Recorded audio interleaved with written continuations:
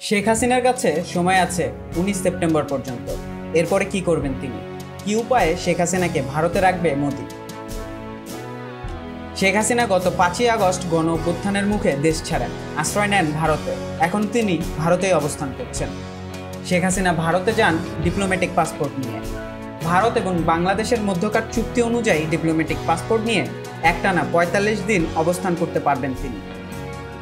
সেই অনুযায়ী শেখ হাসিনা ভারতে আগামী 19 সেপ্টেম্বর পর্যন্ত অবস্থান করতে পারবেন। অন্যদিকে গত 21শে আগস্ট বাতিল করা হয়েছে তার লাল পাসপোর্টও।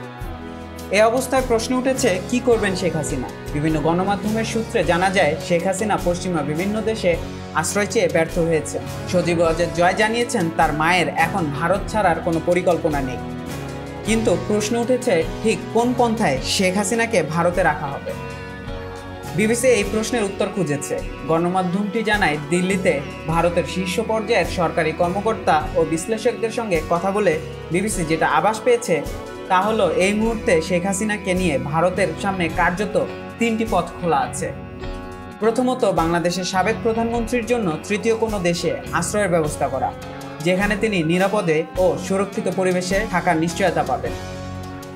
দ্বিতীয়ত, শেখ হাসিনাকে রাজনৈতিক আশ্রয় বা পলিটিক্যাল অ্যাসাইলাম দিয়ে ভারতেই রেখে দেওয়া। তৃতীয় পথটা হয়তো এখনই বাস্তবায়ন সম্ভব নয়, কিন্তু ভারতে কর্মকর্তা ও পর্যবেক্ষকদের একটি অংশ বিশ্বাস করেন, কিছুদিন পরে উপযুক্ত পরিস্থিতি এলে বাংলাদেশে শেখ হাসিনার রাজনৈতিক প্রত্যাবর্তনের জন্য ভারত চেষ্টা করতে পারে। এর মধ্যে ভারতের কাছে উপায় হিসেবে প্রথমটাই যে সেরা, তা নিয়ে অবশ্য কূটনৈতিক মহলে কোনো সন্দেহ নেই। কারণ তিনি ভারতেই রয়ে গেলে সেটি আগামী দিনে দিল্লি ঢাকা সম্পর্কের ক্ষেত্রে বিরূপ প্রভাব ফেলতে পারে বলে মনে করছেন তারা। এর পাশাপাশি ভারত বাংলাদেশ প্রত্যর্পণ চুক্তির আওতায় শেখ হাসিনাকে হস্তান্তরের জন্য ঢাকার কাছ থেকে যদি অনুরোধ আসে, সেটি কোনো না কোনো যুক্তিতে দিল্লি খারিজ করে দেবে, তাও একরকম নিশ্চিত।